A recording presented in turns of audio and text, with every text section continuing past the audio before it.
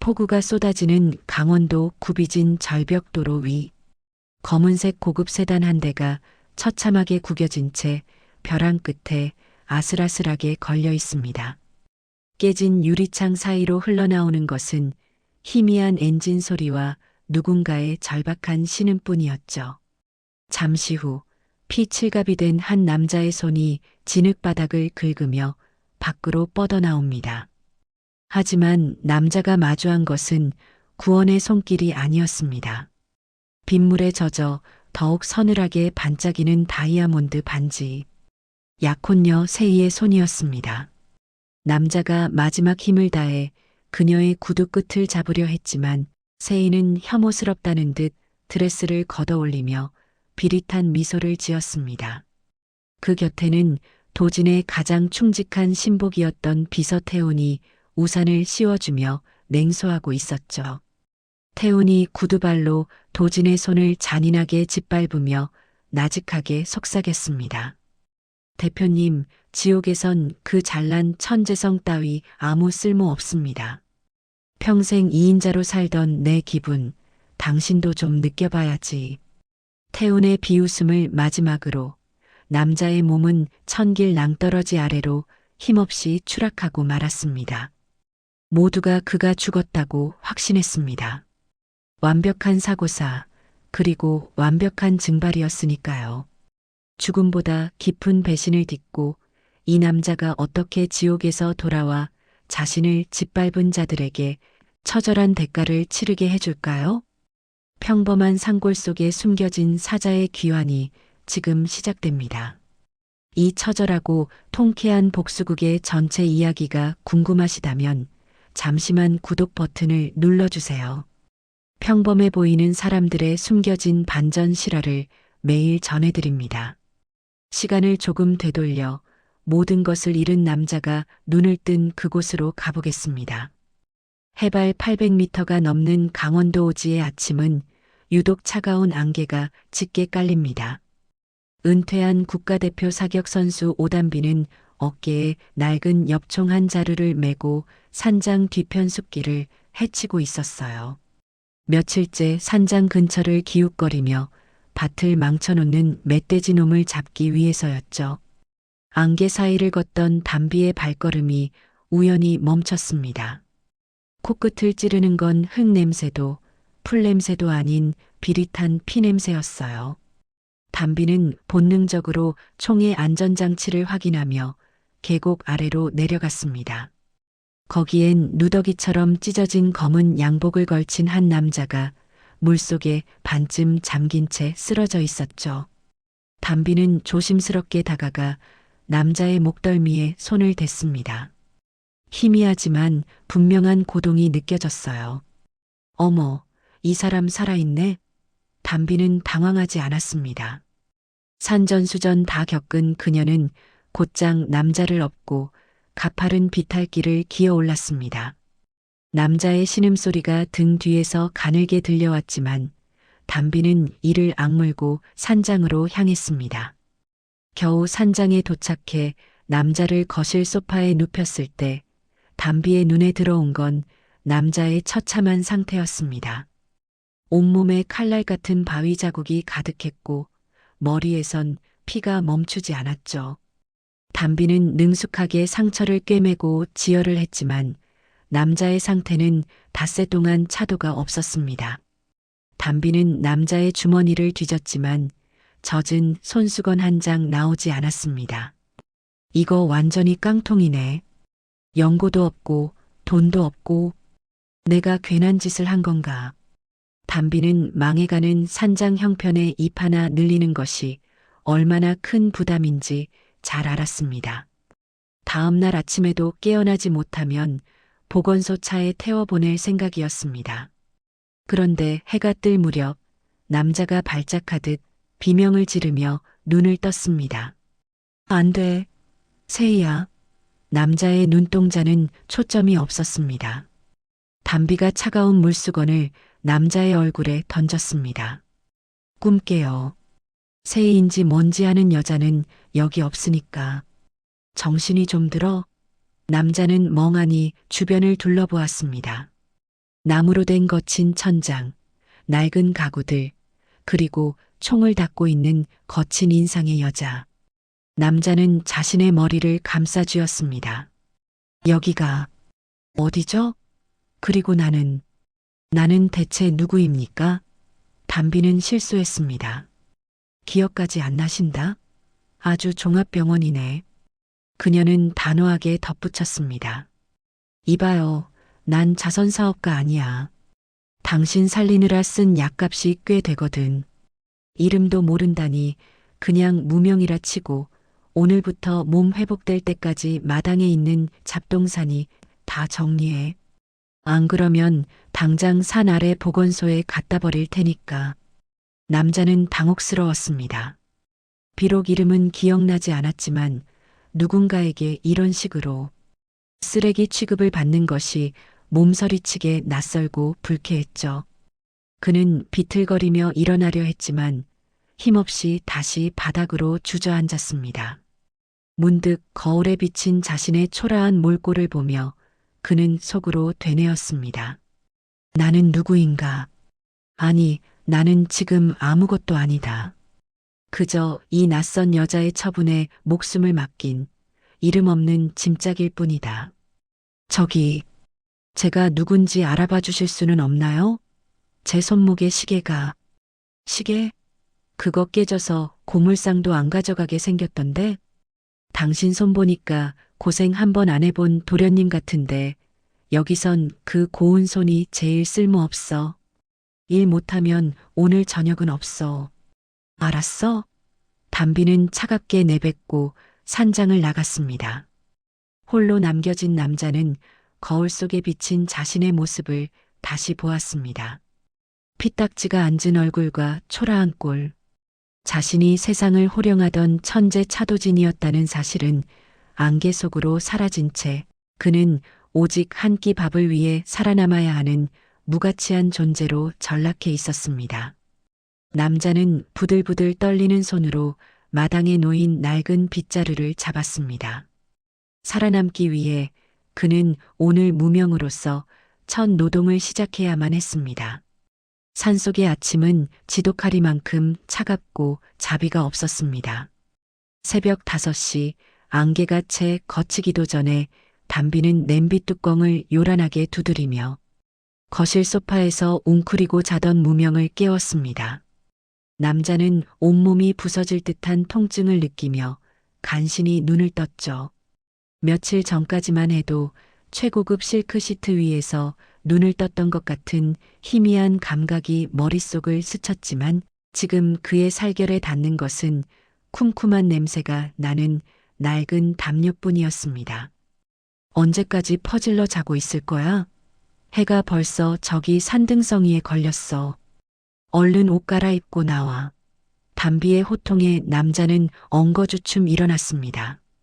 담비가 발치에 툭 던져준 옷을 본 남자의 얼굴이 순식간에 굳어졌습니다. 그것은 분홍색 바탕에 커다란 노란색 장미꽃이 흐드러지게 핀 소위 말하는 몸빼 바지와 목이 늘어날 대로 늘어난 빛바랜 초록색 티셔츠였죠. 남자는 떨리는 손으로 바지를 집어들었습니다. 저기, 정말 제가 이걸 입어야 합니까? 다른 옷은 없는 건가요? 담비는 빗자루를 손에 든 채 코방귀를 뀌었습니다. 그럼 뭐 알몸으로 다닐 거야? 당신이 입고 온 그 피 칠갑된 양복은 벌써 소각로에 들어갔어. 싫으면 그냥 굶던가. 우리 집에선 일 안 하는 놈한테 줄 밥은 물 한 모금도 없으니까. 결국 남자는 굴욕을 삼키며 꽃무늬 바지를 입었습니다. 수조원의 운명을 결정하던 천재 총수 차도진이 강원도 산골에서 꽃무늬 바지를 입은 무명으로 전락하는 순간이었죠. 하지만 진짜 굴욕은 그 다음이었습니다. 담비는 마당 한복판에 남자를 세워두고 묵직한 도끼 한 자루를 쥐어주었습니다. 오늘 안으로 저기 쌓인 통나무들 다 패놔. 못하면 오늘 저녁은 없어. 알았어? 남자는 멍하니 통나무를 내려다봤습니다. 펜보다 무거운 것을 들어본 적 없는 그의 고운 손에 쥐어진 도끼는 너무나 무거웠습니다. 그는 조심스럽게 도끼를 높이 들었지만 내리치는 순간 도끼날은 통나무를 비껴가 땅바닥에 퍽 소리를 내며 박히고 말았습니다. 반동 때문에 남자는 뒤로 엉덩방아를 찧었고 담비의 서늘한 비웃음이 날아왔습니다. 허리가 아니라 전신을 이용하라고. 당신 겉만 멀쩡했지. 아주 순 맹탕이네. 이런 식이면 밥값은커녕 공기 아까워서 못 때리고 있어. 남자는 이를 악물고 다시 일어났습니다. 하지만 도끼질은 하면 할수록 엉망이었고 그의 손바닥에는 금세 시뻘건 물집이 잡혀 터지기 시작했습니다. 오후가 되자 허기가 몰려와 눈앞이 아찔해졌죠. 담비는 평상에 앉아 포슬포슬하게 찐 감자 두 알을 그의 앞에 툭 던졌습니다.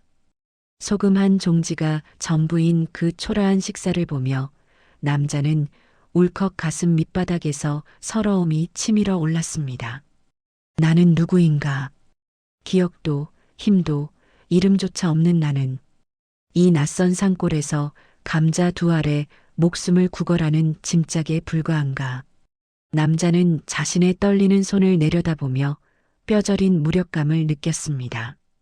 그렇게 하루 종일 사투를 벌였지만 결과는 처참했습니다. 패놓은 장작보다 헛스윙으로 패인 땅바닥이 더 많았죠. 그날 밤 도지는 거실 구석에서 담비가 이장님과 통화하는 소리를 듣게 되었습니다. 응, 이장님. 내일 보건소 차 올라올 때 태워보내려고. 도저히 안 되겠어요. 저 남자 겉만 번지르르 하지 밥값도 못하는 짐짝이야. 내가 자선사업가도 아니잖아요. 도진의 심장이 덜컥 내려앉았습니다. 불황자 시설로 넘겨진다는 것은 자신의 존재가 세상에서 영원히 지워진다는 공포로 다가왔습니다. 버려지면 끝이다. 나는 세상에서 완전히 지워지는 거야. 라는 생각이 들자 도지는 물집이 터져 진물이 흐르는 손을 꽉 쥐었습니다. 버려지지 않기 위해, 단 하나의 끼니를 얻기 위해 남자는 밤잠을 설쳐가며 창고를 뒤지기 시작했습니다. 자신이 이 산장에 필요한 인간이라는 것을 증명해내지 못하면 내일 아침 그는 보건소 차에 실려 영원한 어둠 속으로 사라질 처지였습니다. 차도진이라는 화려한 이름 대신 꽃무늬 바지를 입은 무명의 생존을 건 처절한 밤이 깊어가고 있었습니다. 새벽 4시 보건소 차가 산장 아래 굽이진 길을 따라 올라오기까지 남은 시간은 단 2시간뿐이었습니다. 무명은 욱신거리는 온몸의 근육을 이끌고 기름 냄새 진동하는 창고 구석으로 기어들어갔습니다. 거기엔 담비가 10년 전쯤 포기하고 처박아둔 녹슨 디젤 발전기와 낡은 무전기들이 먼지를 뒤집어 쓴 채 고철더미처럼 쌓여 있었죠. 담비가 자신을 밥값 못하는 짐짝이라 부르며 내다 버리려 한다는 사실은 그에게 지독한 굴욕이자 생존의 공포였습니다. 비록 기억은 없었지만 도진의 손끝은 금속의 차가운 감촉을 느끼는 순간 기묘한 활기를 띠기 시작했습니다. 복잡하게 얽힌 배선과 찌든 기름때가 가득한 엔진 속에서 어디가 숨이 막혔고 어떤 전선을 연결해야 다시 심장이 뛸지 그의 뇌는 본능적으로 연산하고 있었습니다. 도지는 근처에 굴러다니던 녹슨 드라이버와 펜치 하나를 집어들었습니다. 이걸 살려야 한다. 그래야 내가 쓸모있는 존재라는 걸 보여줄 수 있어. 그는 거침없는 손길로 발전기의 헤드를 뜯어냈습니다. 연료 필터는 끈적하게 눌러붙은 찌꺼기로 꽉 막혀 있었고 점화 플러그는 이미 수명을 다해 검게 타버린 상태였죠. 하지만 도지는 당황하지 않았습니다. 그는 버려진 낡은 무전기 케이스를 뜯어내어 그 안에서 구리 코일을 추출했고 그것을 이용해 점화 장치를 임시로 개조하기 시작했습니다. 이론을 배운 기억은 없었지만 그의 손가락은 수조원짜리. 반도체 공정을 설계하던 그 정밀함을 회복한 듯 부품들 사이를 유연하게 누볐습니다. 날이 밝아오자 산장 마당으로 보건소 트럭이 요란한 경적을 울리며 들어왔습니다. 담비는 마른 세수를 하며 부스스한 얼굴로 거실로 나왔죠. 무명 씨, 일어나. 차 왔어. 거기 가면 최소한 굶어 죽지는 않을 테니까, 무명 씨.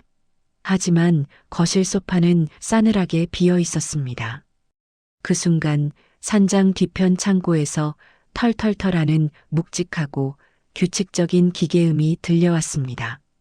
담비가 눈을 크게 뜨고 창고로 달려갔을 때 그녀가 마주한 광경은 실로 경이로웠습니다. 10년 넘게 고철로 방치되어 읍내 수리공조차 고개를 저었던 그 고집불통 발전기가 무명의 손길 아래에서 마치 갓 출고된 새 제품처럼 부드러운 소리를 내며 돌아가고 있었던 것이죠. 세상에, 이걸 고쳤다고? 당신 진짜 정체가 뭐야? 도지는 기름때가 범벅이 된 얼굴로 담비를 올려다봤습니다.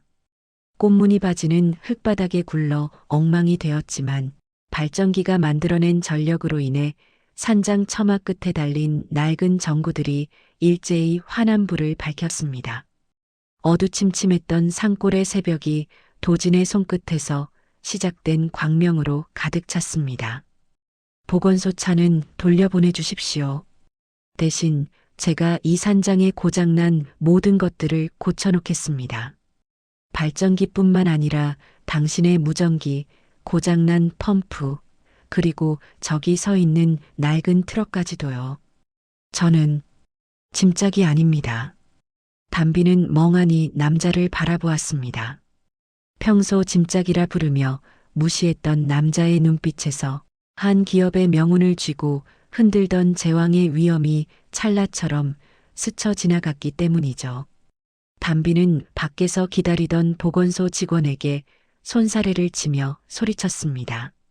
이장님, 그냥 가시라고 하세요.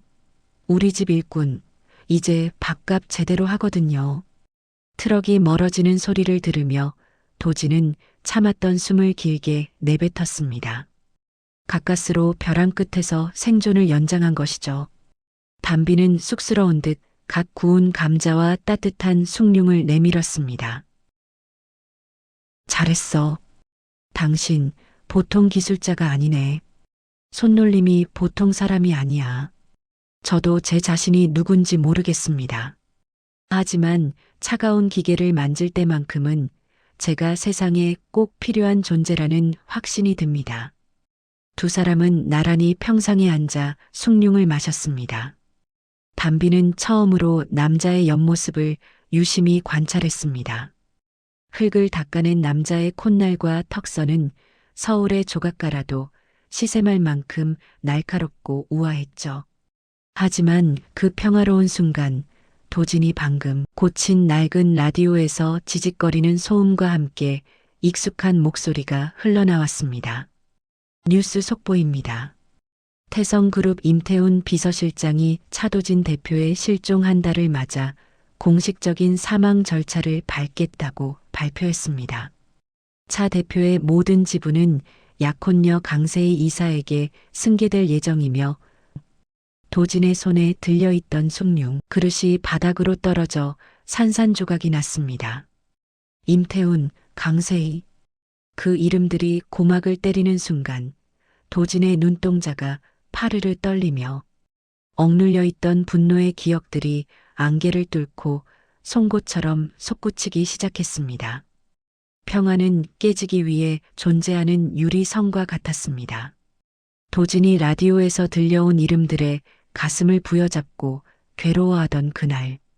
오후 산장 마당은 난데없는 굉음과 함께 시커먼 흙먼지로 뒤덮였습니다. 태성건설의 로고가 선명하게 박힌 대형 굴착기와 검은 양복을 입은 용역. 사내 10명 남짓이 무단으로 난입한 것이었죠. 그들의 손에는 쇠파이프와 강제 철거 집행서가 들려 있었습니다. 오담비, 오늘이 마지막 경고라고 했지? 이 땅, 이제 우리 태성 거야. 당장 짐 싸서 나가. 담비는 낡은 엽총을 들고 앞장서 막아섰습니다. 그녀의 눈에는 도끼가 서려 있었지만 법보다 주먹이 가까운 오지에서 사내들은 비열했습니다. 용역 대장이 담비의 총구를 거칠게 낚아채 바닥으로 내동댕이 쳤고 거칠게 반항하는 담비의 뺨을 사정없이 후려쳤습니다. 인연이 어디서 총질이야? 죽고 싶어? 도진이 달려가 사내를 밀쳐냈지만 기억을 잃고 쇠약해진 몸은 장정들의 발길질에 너무나 쉽게 무너졌습니다. 바닥에 짓눌린 도진의 눈앞으로 끔찍한 광경이 펼쳐졌습니다.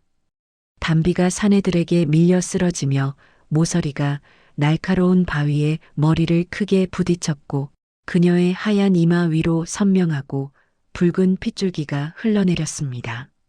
담비 씨, 안 돼. 도진은 울부짖으며 발버둥 쳤지만 사내들은 비웃으며 그의 등을 구둣발로 짓밟았습니다. 그 순간 담비가 희미해지는 정신줄을 붙잡고 도진의 손을 꼭 쥐었습니다. 피 섞인 신음으로 그녀가 속삭였습니다. 무명 씨, 도망쳐. 여긴 내가 어떻게든 지킬 테니까. 당신은 살아야지. 자신을 살려준 여자, 유일하게 무명이라는 이름으로 자신을 인간 대접해준 여자가 자신을 지키기 위해 피를 흘리고 있었습니다. 그 처절한 광경이 도진의 뇌리를 강타했습니다. 동시에 빗물 섞인 절벽 아래서 자신을 비웃던 임태훈과 강세희의 얼굴이 담비의 피와 겹쳐 보였습니다. 내가 힘이 없어서 또 소중한 사람을 잃어야 하는가? 아무것도 지키지 못하는 짐짝으로 남을 것인가? 그 지독한 질문이 도진의 머릿속에 잠들어 있던 거대한 폭풍을 깨웠습니다. 억눌려 있던 신경세포들이 일제히 폭발하듯 깨어나며 잃어버렸던 30해의 기억이 거대한 해일처럼 밀려들어 왔습니다. 도진의 눈동자에서 흐리멍덩한 안개가 걷히고 차가운 이성이 돌아왔습니다. 비굴했던 일꾼 무명의 눈빛은 사라지고 그곳엔 오직 서늘한 살기를 머금은 태성의 제왕, 차도진의 눈만 남았습니다. 도진은 자신을 짓누르던 사내의 발목을 기괴한 소리가 날 정도로 단숨에 낚아채 꺾어버렸습니다. 비명을 지를 틈도 없었습니다. 그는 바닥에 떨어진 엽총을 집어들어 허공에 방아쇠를 당겼습니다. 탕산 전체를 흔드는 고요한 굉음과 함께 정적이 찾아왔습니다. 도진은 피 흘리는 담비를 조심스럽게 품에 안은 채 겁에 질린 사내들을 향해 낮고 서늘한 목소리로 은조렸습니다. 태성건설 임태훈에게 전해라. 죽은 줄 알았던 주인이 조만간 내 놈의 목을 치러 갈 거라고. 그리고 이 땅에 손끝 하나라도 더 되는 날엔 내 놈들 모두 이 산에 묻힐 줄 알아. 남자의 눈빛에 서린 압도적인 위압감의 사내들은 뒷걸음질치며 도망치듯 산을 내려갔습니다. 도진은 떨리는 손으로 담비의 상처를 지압했습니다. 기억을 되찾은 사자의 눈에는 슬픔과 분노가 동시에 소용돌이치고 있었습니다. 폭풍 같은 소동이 지나간 후 산장에는 무거운 정적이 내려앉았습니다. 도진은 피를 많이 흘려 정신을 잃은 담비를 정성껏 치료했습니다. 산장에서 그가 고친 발전기가 만들어낸 희미한 불빛 아래서 도진은 담비의 거친 손을 잡고 밤을 지새웠죠. 이제 그의 머릿속은 더 이상 안개 낀 숲이 아니었습니다. 수조원의 자산을 움직이던 정교한 연산 능력과 자신을 벼랑 끝으로 밀어 넣었던 인간들의 비릿한 웃음소리가 지독하리만큼 선명하게 살아났습니다. 다음 날 아침 담비가 천천히 눈을 떴습니다. 머리의 통증에 미간을 찌푸리던 그녀가 가장 먼저 본 것은 낡은 꽃무늬 바지를 벗고 자신이 처음 그를 발견했을 때 입고 있던 해지고 낡았지만 깨끗이 세탁된 양복을 차려입은 도진의 뒷모습이었습니다. 무명 씨? 담비의 힘없는 부름에 도진이 뒤를 돌아보았습니다. 그 순간 담비는 숨을 멈췄습니다. 불과 어제까지 자신에게 감자를 더 달라고 투정을 부리던 순박한 남자가 아니었기 때문입니다. 그의 눈에는 슬픔과 냉정함, 그리고 감히 다가갈 수 없는 제왕의 아우라가 서려 있었습니다. 내 양복 버렸다더니 깨끗하게 빨아놨네요. 담비 씨, 기억이 났습니다. 내 이름은 차도진. 당신들이 뉴스에서 말하던 그 태성그룹의 대표입니다. 담비는 입을 다물지 못했습니다. 막상 그가 누군지 듣게 되자 가슴 한구석이 서늘해졌습니다. 이제 그는 더 이상 자신의 일꾼 무명이 아니었습니다. 도진은 담비의 머리맡에 앉아 그녀의 손을 꼭 쥐었습니다. 임태훈과 강세희, 그들이 나를 죽이려 했습니다. 내가 믿었던 모든 것이 가짜였습니다. 오직 이 산장에서 당신이 준 감자 한 알, 당신이 건넨 투박한 위로만이 진짜였습니다. 도진은 함께 서울로 가자고 담비를 설득했습니다. 그녀를 이런 위험한 곳에 혼자 둘 수 없었기 때문이죠. 하지만 담비는 고개를 저었습니다. 아니요, 차 대표님. 당신은 이제 사자의 숲으로 돌아가야죠. 난 이 산장이 내 부모님이고 내 인생의 전부예요. 당신이 차도진으로 돌아가서 그 나쁜 인간들을 다 이겨주면 그걸로 내 밥값은 다 한 거예요. 하지만 저놈들이 또 오면 어쩌란 말입니까? 당신이 다치는 걸 내가 어떻게 다시 봅니까? 도진의 절박한 외침에 담비는 쓰라린 미소를 지었습니다. 무명으로 남겨두고 싶다는 욕심과 그를 그의 자리로 돌려보내야 한다는 의무감이 그녀의 마음속에서 격렬하게 충돌했습니다. 당신이 서울을 되찾으면 여기 못 건들게 해주면 되잖아요. 그러니까 가서 이겨요. 당신 이름, 당신 자리 다 되찾고 그때 생각해요. 도진은 입술을 깨물었습니다. 복수라는 피비린내 나는 전쟁터에 이 순수한 여자를 끌어들이는 것이야말로 진정 그녀를 불행하게 만드는 일임을 그는 누구보다 잘 알았습니다. 도진은 담비의 이마에 깊은 입맞춤을 남기며 평생 잊지 못할 차가우면서도 뜨거운 맹세를 남겼습니다. 반드시 돌아오겠습니다. 모든 걸 제자리로 돌려놓고 당신이 있는 이 산장으로. 그때까지 나를 무명이라 불러주던 그 마음만은 잊지 말아주세요. 도진은 뒤도 돌아보지 않고 산 아래로 달렸습니다. 그의 등 뒤로 담비에 참았던 울음소리가 희미하게 들려왔지만 그는 멈출 수 없었습니다. 사자가 자신의 왕자를 되찾기 위해 가장 어두운 도시 서울로 몸을 던진 것이었습니다. 서울의 밤은 산골의 고요함과는 대조적으로 화려하고 소란스러웠습니다. 낡은 트럭을 타고 상경한 도진은 강남 한복판, 태성그룹 본사가 한눈에 내려다 보이는 허름한 오피스텔에 몸을 숨겼습니다. 창밖으로 보이는 50층 높이의 유리 빌딩은 도진이 직접 설계하고 쌓아 올린 그의 성이었지만 지금 그 안에는 주인 대신 찬탈자들이 축배를 들고 있었죠. 도진의 곁에는 사고 직후 배신자들에 의해 숙청당했던 충직한 노상무가 눈물을 흘리며 서 있었습니다. 대표님, 정말 살아계셨군요. 저는 이 늙은 목숨이 다하기 전에 대표님을 다시 뵐 수 있을 거라곤 상상도 못했습니다. 노상무님, 지옥 구경을 좀 길게 하고 왔습니다. 저들이 제가 없는 동안 저지른 일들, 그 더러운 흔적들을 하나도 빠짐없이 보고해 주세요.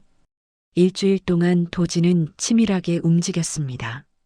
산장에서 담비의 낡은 라디오를 고치던 그 천재적인 기계 공학적 두뇌가 이제는 복수를 위한 정밀한 무기가 되었습니다. 그는 임태훈이 몰래 만든 페이퍼 컴퍼니의 자금 흐름을 해킹하여 비자금 내역을 확보했고 강세희가 해외로 기술을 팔아넘기려 했던 비밀 계약서 원본을 가로챘습니다. 특히 임태훈에 대한 심리적 압박은 더욱 정교했습니다. 도지는 임태훈이 평생 이인자로 살며 품어왔던 그 지독한 열등감을 정확히 파고들었습니다. 임태훈은 도진이 사라진 집무실에 앉아 매일 밤 술을 마시며 중얼거리곤 했습니다. 차도진, 내가 아무리 천재라도 죽으면 끝이야. 이 책상도, 이 회사도, 내 여자도 이제 다 내 거야. 하지만 그는 알지 못했습니다. 도진은 이미 회사 내부망을 장악해 임태훈의 일거수일투족을 지켜보고 있었으며 그가 제 아무리 머리를 굴려도 도진이 미리 설치해둔 함정 근처에도 못 간다는 사실을 말입니다. 작전을 구상하는 밤마다 도진의 마음을 흔드는 것은 화려한 서울의 야경이 아니었습니다. 무명 씨, 밥은 먹었어? 여긴 장작이 많이 쌓였어. 담비에게서 온 짧은 메시지 한 줄에 도진의 차가운 눈빛이 잠시나마 부드럽게 녹아내렸습니다. 그는 거울 속에 비친 자신의 수트 차림을 보며 다짐했습니다. 꽃무늬 바지를 입고 장작을 패던 그 순수했던 무명을 지키기 위해서라도 차도진으로서의 전쟁을 완벽하게 끝내야만 한다고요. 도진은 노상무가 가져온 태성그룹의 창립 기념행사 초대장을 만지며 차갑게 미소 지었습니다. 그날은 임태훈이 차기 회장 취임을 선언하겠다고 공언한 날이었습니다.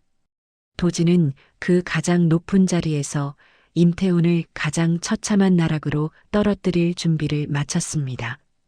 숲속에서 멧돼지를 기다리던 담비처럼 도진은 숨을 죽인 채 방아쇠를 당길 순간만을 기다리고 있었습니다. 마침내 태성그룹 창립 40주년 기념식 날이 밝았습니다. 서울 시내 최고급 호텔의 그랜드 볼룸은 500명이 넘는 정재계 인사들과 취재진으로 발 디딜 틈이 없었습니다. 화려한 금색 휘장과 수천 송이의 백합으로 장식된 홀 안에는 고가의 샴페인 향기와 위선적인 웃음소리가 가득했죠. 무대 중앙에는 약혼녀였던 강세희와 대표 자리를 가로챈 임태훈이 마치 왕과 왕비라도 된 양당당하게 서 있었습니다. 특히 임태훈은 평생 도진의 그늘에 가려져 있던 이인자의 울분을 털어내듯 그 어느 때보다 거만하게 고개를 치켜들고 있었습니다. 그는 마이크 앞에 서서 위선적인 표정을 지으며 미리 준비한 추모사를 읽어내려갔습니다. 사랑하는 친구이자 존경하는 동료였던 고 차도진 대표의 비극적인 사고는 우리 모두에게 큰 아픔이었습니다. 하지만 우리는 그의 유지를 받들어 태성을 세계 최고의 기술 기업으로 성장시킬 것입니다. 오늘 이 자리에서 저 임태훈은 태성그룹의 새로운 회장으로서 임태훈이 회장 취임을 선언하려던 그 찰나 강당의 모든 조명이 일제히 꺼졌습니다. 장내는 순식간에 암흑에 잠겼고 사람들의 당황한 웅성거림이 파도처럼 밀려왔죠.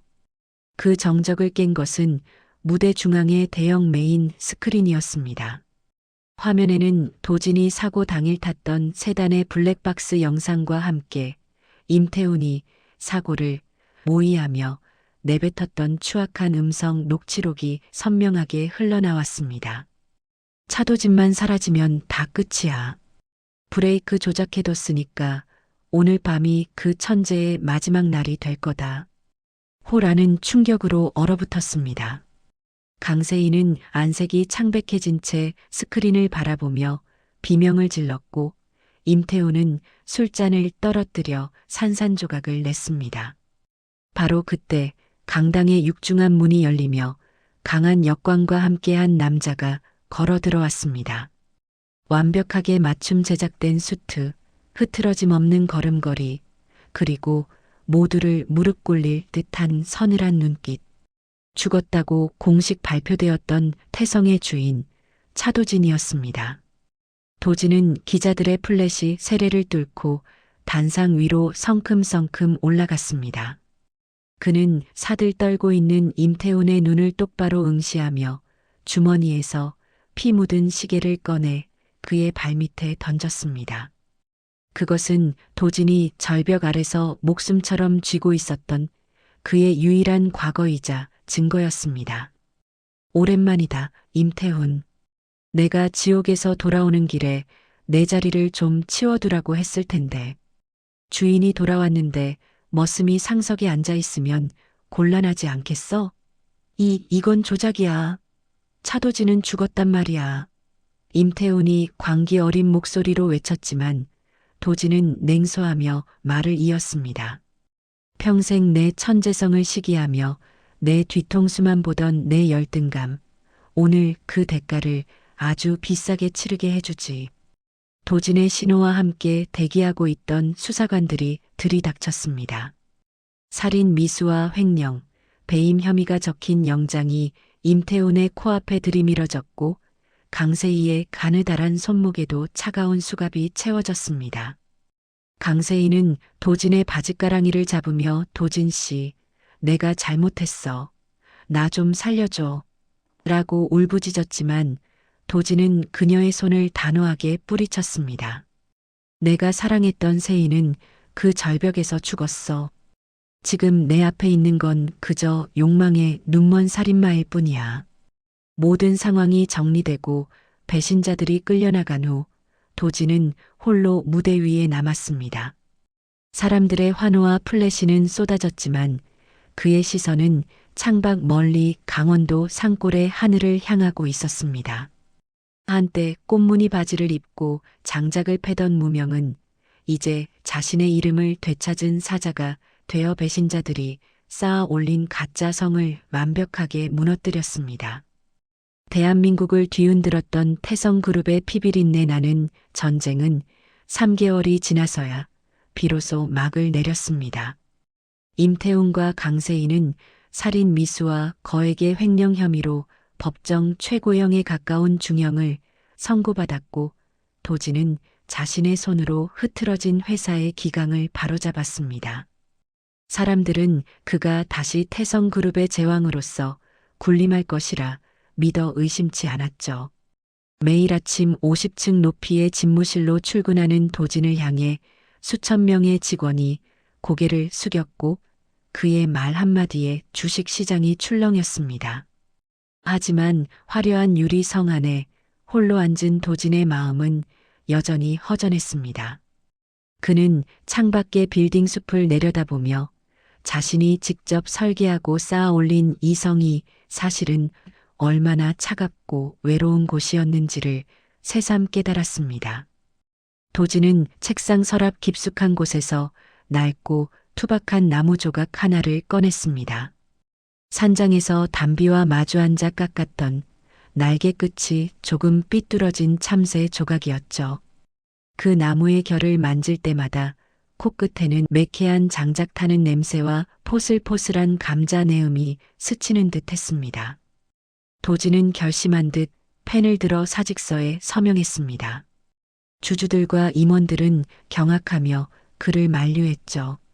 대표님, 이제야 모든 게 제자리를 찾았는데 어딜 가시겠다는 겁니까? 이 화려한 권력을 두고 정말 떠나시겠다고요? 도진은 짐을 챙겨 문을 나서며 노상무에게 희미하게 웃어 보였습니다. 노상무님, 저는 가장 높은 이 방에서 내려다보는 야경보다 이름도 없이 장작을 패고 감자를 나눠 먹던 그 작은 산장의 노을이 더 그립습니다. 여기선 제가 차 대표로만 존재해야 하지만 그곳에선 그냥 나로 존재할 수 있거든요. 이제 제 성은 노상무님이 잘 지켜주십시오. 일주일 뒤 강원도 오지의 굽이진 산길에 먼지를 날리며 검은색 세단 한 대가 올라왔습니다. 3개월 전 피투성이가 되어 굴러떨어졌던 그 비극의 절벽 도로였죠. 하지만 지금 도진의 차는 추락하지 않았습니다. 그는 정해진 속도로 천천히 그리고 안정적으로 담비가 기다리는 산장을 향해 달렸습니다. 창밖으로 보이는 숲은 어느새 울긋불긋한 가을 옷으로 갈아입어 그를 반기고 있었습니다. 산장 앞마당에 차가 멈춰 섰습니다. 마당에서 말린 고추를 소쿠리에 담던 담비가 고개를 들었습니다. 차 문이 열리고 내린 남자는 수조원의 가치를 지닌 수트 대신 조금은 낡았지만 단정한 체크무늬 셔츠에 면바지 차림이었습니다. 오담비 씨, 여기 일손 하나 더 필요하지 않습니까? 도끼질은 여전히 서툴지만 기계 하나는 대한민국에서 제일 잘 고치는데 말이죠. 담비는 들고 있던 소쿠리를 떨어뜨린 채 멍하니 남자를 바라봤습니다. 그러다 이내 얼굴 가득 환한 미소를 띠며 달려와 그의 등짝을 세차게 내려쳤습니다. 연락도 없이 이제 오면 어떡해? 저기 창고에 장작 쌓인 거 안 보여? 빨리 꽃무늬 바지로 갈아입고 나와. 도진은 호탕하게 웃으며 담비를 품에 꽉 끌어안았습니다. 차가운 유리벽에 둘러싸여 있을 때는 느껴보지 못한 사람의 체온이 주는 지독한 온기였습니다. 도진은 약속대로 산장 한쪽에 작은 기술 연구소를 차렸습니다. 낮에는 담비와 함께 텃밭을 일구고 멧돼지를 쫓으며 밤에는 조용한 달빛 아래서 세상을 더 따뜻하게 만들 진짜 기술들을 연구했죠. 해질녘 평상에 나란히 앉아 김이 모락모락 나는 찐 감자를 먹던 담비가 도진을 보며 툭 내뱉었습니다. 저기 차 대표님 아니. 이제 뭐라고 불러야 하나? 도진 씨라고 불러줄까? 도진은 담비의 거친 손을 소중하게 맞잡으며 부드럽게 대답했습니다. 그냥 예전처럼 불러줘요. 세상이 정해준 화려한 이름보다 당신이 지어준 그 이름이 내게는 가장 나다운 이름이니까요. 담비는 쑥스러운 듯 웃으며 그의 어깨에 머리를 기댔습니다. 그래, 알았어. 우리 무명씨, 얼른 감자나 먹어. 벼랑 끝에서 떨어진 남자가 건져 올린 것은 잃어버린 기억이 아니었습니다. 그것은 돈으로 살 수 없는 진정한 사랑과 나로 살 수 있는 자유였습니다. 여러분은 오늘 이 이야기에서 어떤 감정을 느끼셨나요? 모든 것을 다 가졌던 제왕이 모든 것을 버리고 다시 산장으로 돌아와 무명으로 남기로 한 이 선택. 만약 여러분이라면 차도진처럼 화려한 권력을 뒤로하고 소박하지만 진실한 행복을 선택하실 수 있을까요? 여러분의 생각을 댓글로 자유롭게 남겨주세요. 오늘의 이야기가 지친 일상의 작은 위로와 통쾌한 카타르시스가 되었다면 잊지 말고 구독과 좋아요를 눌러주세요. 평범해 보이는 사람들의 놀라운 반전 이야기는 매일 여러분을 찾아갑니다. 지금까지 시청해 주셔서 감사합니다. 오늘 하루도 평온하고 행복하시길 바랍니다.